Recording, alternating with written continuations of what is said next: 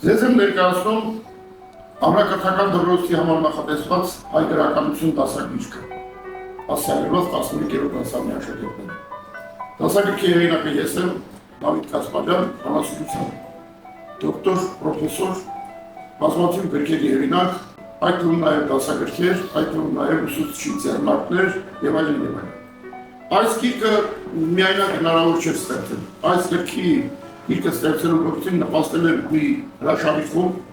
հրաշալի մի յոթնյակ, մեծ դեր են կատարել գրքի խմբագիրը, գրքի սրբագրիչը,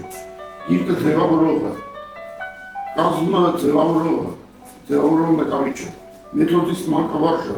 ուսուցիչ փորձագետը եւ QR ծածկագրերի մասնագետը, որը մեծ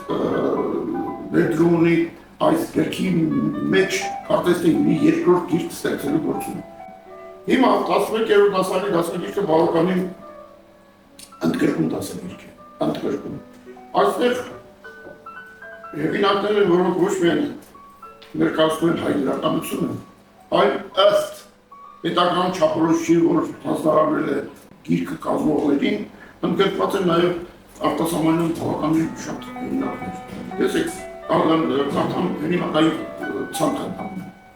Ավետիքի Սահակյան, Լևոն Շանթ, Դանիել Վարոժան, Վիկտոր Հյուգո, Հենրիկ Սենկևիչ,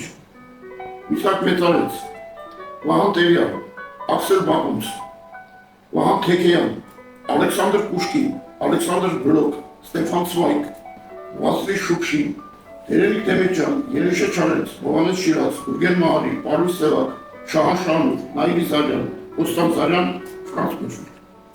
Սա մի ամբողջ հարստություն է։ Հեղինակները ներկայացված են բոլորն էլ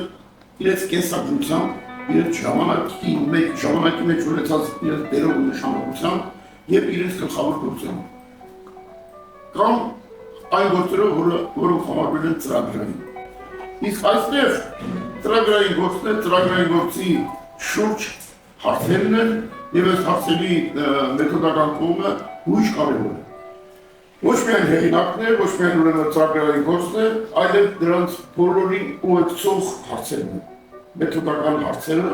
որոնք ուղղորդեն աշակերտին, ինչ անել, ինչպես սովորել, ինչ հարցերի համար պատրաստվել, այդտեղ տարբեր հարցերի տարբեր խմբավորումներ կան, որոնք հիմա ես այստեղ պետք չէ որ առանձնացնեմ, դասագրքի առաջին իսկ էջում դրված են այդ հարցերի խորհրդանշանները, գրված է թե ինչ հարցեր են եւ ըստ այդմ գիրքը ստեղծված է։ Այսինքն գիրքը ոչ միայն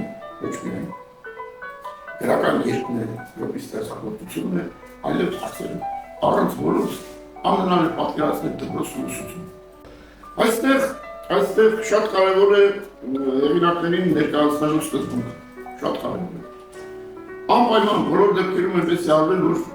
աշակերտը սիրի այն գրողին, ում ուսումնասիրում է, սիրին, իր սիրո համար պետք է կենսագրական մի փաստ, մի հետաքրքիր տվյալ, մի նորություն, մի նրբություն, մի առանձնահատուկ կողմ, իսկ այդ բաները կան եւ դասագրքում ներգրավված են։ Գրողին ճանաչելու լավագույն նախապայմանը նրա մասին ուշերը կարդալն է։ Այս տեսակետից առանձնահատուկ են այս դասագրքում հետևված գրողներից յուրաքանչյուրը Չարենցի պես անչափ բազմակողմանի դասավորներում, Հովհաննես Շիրազը, Գուրգեն Մահարին, Պարուս Սևակը։ Իսկ օտար հեղինակներին ուսումնասիրելը դες կտա մի առավելություն, որ ժամանակը այդ ընթացքը ճանաչում կունի ամբողջական։ Ընդ որում, այստեղ